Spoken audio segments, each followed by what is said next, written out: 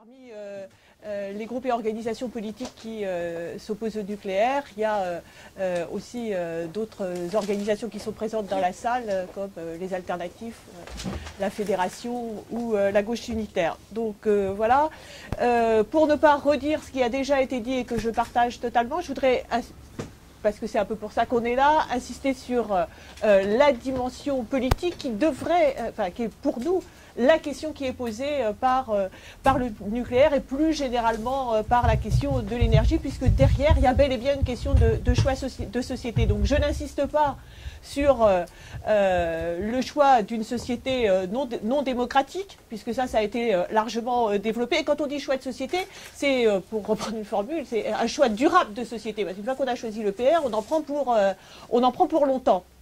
Donc non démocratique, juste trois petites choses par rapport à ce qui a été dit sur la question du débat public, au-delà du choix tactique qu'on peut faire ou ne pas faire de s'en servir comme tribune.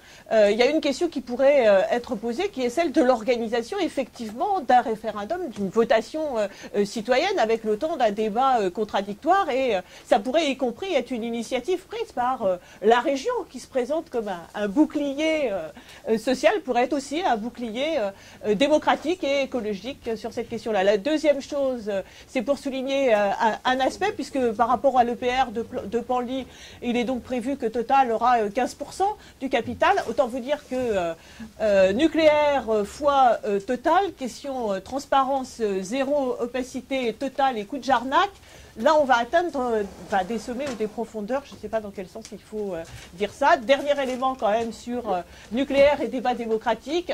Les camarades de Greenpeace ne sont pas là, mais la façon dont a été traité l'Espéranza à Dieppe donne une petite idée des difficultés de relation entre débat démocratique et nucléaire. Donc, choix de société, c'est une illustration parfaite, d'autres l'ont dit avec moi, d'une logique de profit, c'est-à-dire l'idée qu'on produit non pas en fonction des besoins, mais en fonction de la possibilité ou pas de réaliser des profits. Et là, typiquement, ça a été dit par quelqu'un d'autre, l'EPR sert non pas à produire de l'électricité, mais à produire de la publicité pour pouvoir exporter les centrales nucléaires françaises. Donc c'est quand même, c'est à chaque fois la société telle qu'on la connaît en pire.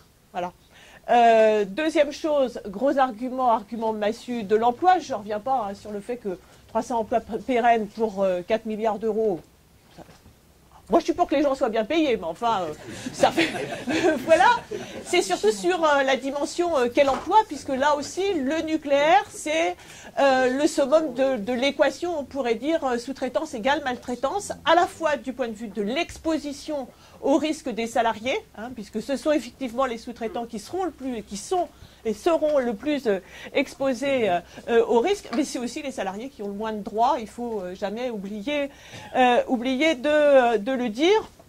C'est exactement une société productiviste et gaspilleuse qui incite à consommer toujours plus, parce que la logique, c'est que de toute façon, il va bien falloir consommer ce qu'on produit, hein, et pas produire pour pouvoir satisfaire les besoins. Et je voudrais insister évidemment, là encore, sur le fait, parce qu'il y a aussi beaucoup de côté indépendance, etc.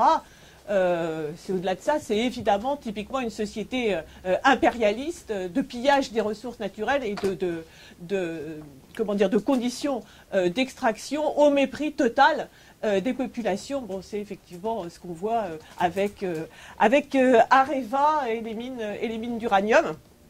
Et puis c'est une société nécessairement centralisée par rapport avec l'énergie nucléaire, nécessairement entre guillemets sécuritaire, bon, qui va renforcer toutes les rhétoriques antiterroristes, etc., et effectivement, évidemment, totalement militarisée, puisque l'idée de dissocier d'une manière ou d'une autre nucléaire civil et nucléaire militaire est quand même une pure vue de l'esprit.